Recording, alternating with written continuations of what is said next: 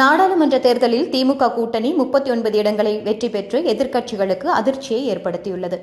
இந்த நிலையில் அடுத்ததாக 2026ஆம் ஆண்டு சட்டமன்ற தேர்தலை இலக்காக திமுக நிர்ணயித்துள்ளது. இதற்காக தற்போதே தேர்தல் பணிக்கான வேலைகளை தொடங்கிவிட்டதாக அறிவாலய வட்டாரங்கள் கூறுகிறது. விரைவில் கட்சி ரீதியாக மாற்றம் செய்யப்பட உள்ள நிலையில் ஒரே நாளில் அதிரடியாக 65 IAS அதிகாரிகள் இடமாற்றம் செய்யப்பட்டுள்ள நிலையில் நிர்வாக ரீதியான அமைச்சரவையில் சில மாறுதல்கள் மேற்கொள்ள வாய்ப்பு அதிகம் உள்ளதாக தகவல் வெளியாகியுள்ளது. முதலமைச்சர் மு.க.ஸ்டாலின் அந்நிய முதலீட்டை ஈர்ப்பதற்காக அமெரிக்காவுக்கு இந்த மாதம் பயணம் மேற்கொள்வார் என்று எதிர்பார்க்கப்பட்டது. ஆனால் அடுத்தடுத்து பல்வேறு தொடர் நிகழ்ச்சிகளில் பங்கேற்க வேண்டிய அவசியம் ஏற்பட்டுள்ளதால் முதலமைச்சர் ஸ்டாலினின் வெளிநாட்டு பயணம் ஆகஸ்ட் மாத இறுதியில் செல்லும் வகையில் ஏற்பாடுகள் நடைபெற்று வருகிறது. சுதந்திர தின கொடியேற்றும் நிகழ்வில் கலந்து கொண்ட பிறகு வெளிநாடு பயணம் தொடர்பாக அதிகாரப்பூர்வமாக அறிவிக்கப்படும் என தலைமைச் செயலக வட்டாரம் கூறியுள்ளது. முதலமைச்சர் மு.க.ஸ்டாலின் அமெரிக்க பயணத்திற்கு முன்பாக அரசு நிர்வாகத்திலும் சில அதிரடி மாற்றங்களை செய்ய உள்ளதாக தகவல் வெளியானது.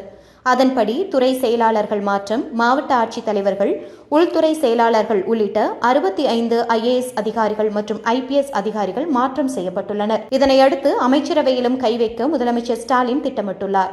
இதற்காக கடந்த ஒரு சில வாரங்களாக ஆலோசனை நடைபெற்ற நிலையில் 2 தினங்களுக்கு முன்பு அமைச்சரவை மாற்றம் உறுதி செய்யப்பட்டது.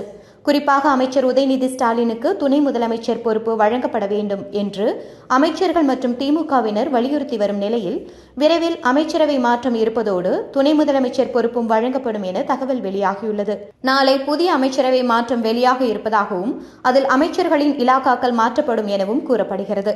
அந்த வகையில் உதயநிதிக்கு துணை முதலமைச்சர் பொறுப்பு வழங்கப்படும் எனவும் அப்போது அவருக்கு உள்ளாட்சித்துறை வழங்கலாம் எனவும் அமைச்சர் KN நேருவிற்கு போக்குவரத்து துறை வழங்கப்பட இருப்பதாகவும் கூறப்படுகிறது. மூத்த அமைச்சர் I. பெரியசாமிக்கு மின்சாரத்துறையும் இதேபோல அமைச்சர் PTRக்கு மீண்டும் நீதித்துறை வழங்கப்பட இருப்பதாக தகவல் வெளியாகியுள்ளது.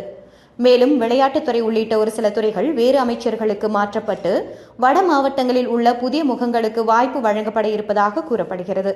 மேலும் அமைச்சரவையில் இருந்து மதிவேந்தன், காந்தி மற்றும் உடல்நிலை பாதிக்கப்பட்டுள்ள KKSSR ஆகியோர் பெயர்கள் நீக்கப்படுவதற்கான பட்டியலில் அடிபடுகிறது. எனவே நாளை ஆளுநர் மாளிகை அறிக்கையில் இருந்து வெளியாகும் அமைச்சரவை மாற்றம் தொடர்பான அறிவிப்பை ஆவலோடு உடன்பிறப்புகள் எதிர்நோக்கி காத்துள்ளனர். இதுபோன்ற செய்திகளை மேலும் தெரிந்து கொள்ள எங்களது YouTube, Facebook மற்றும் Twitter ஆப்களை சப்ஸ்கிரைப் செய்யவும்.